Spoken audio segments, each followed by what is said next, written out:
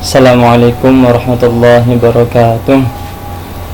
Bismillah, alhamdulillah, wassalatu wassalamu ala rasulillah Sayyidina maulana Muhammad wa ala alihi wa ashabihi wa mawalah. Wala hawla wala quwwata illa billah. Amma ba'd. Baca segenap teman-teman mata kuliah Rasim Usmani dan Rasim Mushaf yang kami banggakan, alhamdulillah tadi dari pemakalah sudah menyampaikan penjelasannya terkait tentang maqtu' dan mausul. Tadi referensi utama yakni karya Imam Ibnu Jazari dalam kitab beliau yang Matan Jazariyah. Dalam kitab tersebut memang dijelaskan tentang maqtu' dan mausul. Sekalipun ada kitab lainnya yang dipakai, termasuk dalam kitab Al-Itqan pun juga ada, di Ijazul Rasim juga ada.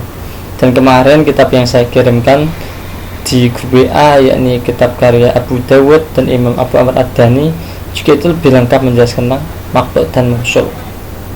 Tadi sudah cukup menjelaskan dari pemakalah.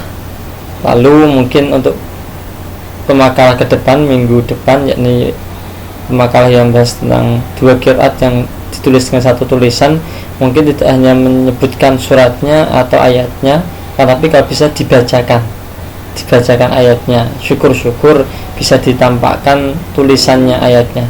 Karena Rasim Usmani kalau teman-teman lihat di surat Al-An'am 134 135, orang yang hafal Quran aja kadang belum tahu ayat itu ayat mana karena perlu membuka. Karena orang hafal Quran pun juga kadang dia hafal bacaannya tapi belum hafal tulisannya.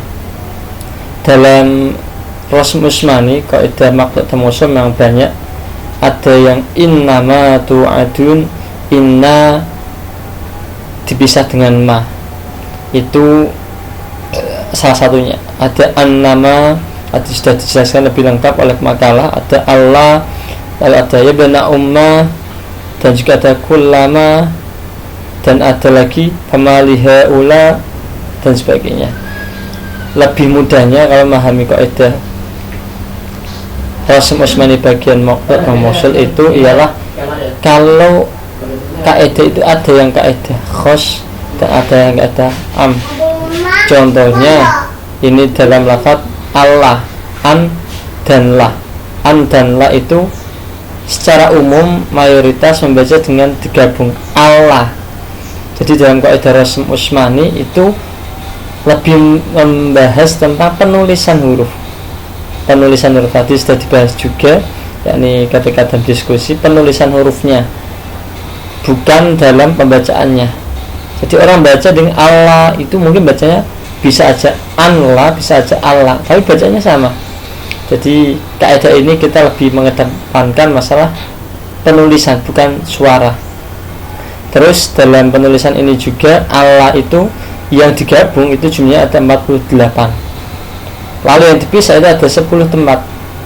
Allah itu ada 10 tempat. Lalu dijelaskan dalam Syamlul ataupun dalam keterangan Syekh Abdul Aziz, diterangkan dalam penjelasannya bahwa pemisahan yang ada, contohnya Allah dipisah itu dikatakan oleh Syekh Syamlul dalam kitabnya Ijazul Rasim, yakni bahwa pemisahan itu menunjukkan bahwa pemisahan tersebut hasil ketetapan atau perbuatan ataupun ucapan yang mana itu didasarkan atas pemikiran ataupun tadabbur atas hal tersebut dari ayat yang dibaca pemisah tersebut. Contohnya Allah aqulu 'alallahi illal haqq, itu artinya bahwa tidak mengatakan kepada Allah kecuali yang hak, yang benar. Hal ini menunjukkan dari pemahaman tafsir ayat ini, ayat ini menunjukkan ini berdasarkan hasil dari pemikiran dan tadabbur. Sangat yakin, orang yakin itu biasanya diawali dengan tadabbur, dengan keyakinan yang kuat. Dan juga ada lafaz wa alla ilaha illahu, mengakui bahwa hanya Allah ilaha illah, bahwa tiada Tuhan kecuali Allah, hanya Allah lah itu Tuhan kami. Itu berdasarkan di sini diterangkan Wajah ba'da tafkir wa tadabburin, wa nadribu lidzalikal amsilah al-atiyah. Dan ada ayat lain, yaitu Allah yadkhulannaha yawma 'alaikum miskin. Itu dalam surat Al-Qalam. Termasuk juga dalam I'jazur Rasm itu diterangkan bahwa ada lafaz innama, itu umumnya innama itu semuanya ini digabung. Innama kalau bahasanya ini dalam balaghah itu berarti ada hasar atau istilahnya hanya kalau innama amal binat hanya dengan niatlah ibadah itu bisa sah. Hanya amal yang dengan niatlah ibadah itu bisa sah. Dalam konteks hadis di sini innama di Al-Quran mayoritas digabung, akan tapi ada satu yang dipisah, yakni dalam lafaz surat Al-An'am innama tu'aduna la'atu wa ma mujizin, yakni yang secara makna menunjukkan bahwa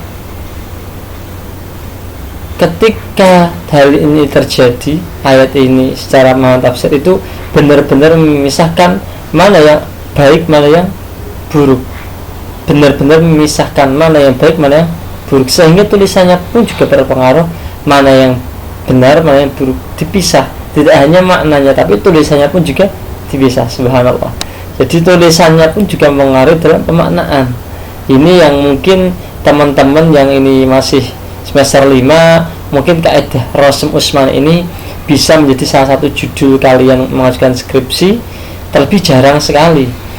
Kemarin kami baru bertemu dengan salah satu dokter spesialis Rasm Utsmani.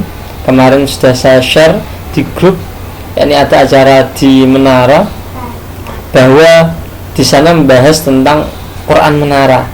Ini saya sampaikan sedikit juga bahwa dalam Kementerian Agama itu ada 3 Quran yang diakui oleh kementeriannya, bisa dikeluarkan izinnya itu adanya ada 3 Quran.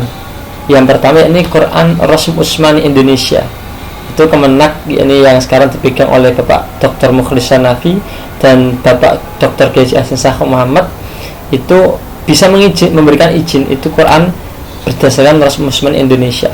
Yang kedua ini Quran Braille, Quran untuk orang yang buta tunanetra, itu memakai tangan, itu diakui oleh Kementerian Agama. Dan yang ketiga ini yakni Quran Menara.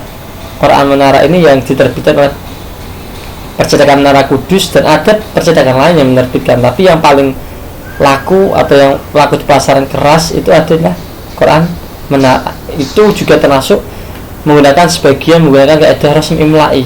Ada pertanyaan, Rasm Imla'i itu tidak pengaruh dalam kaidah ini? Tidak, Rasm Imla'i yang di Quran Menara itu juga dipisah.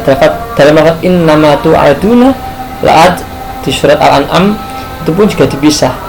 Cuman Rasm Imla'i di Al-Quran Menara yang teman-teman mungkin sebagian asing, sebagian mungkin tahu, itu ada yang mengakomodir kaidah Rasm Utsmani yang berlaku, ada yang enggak.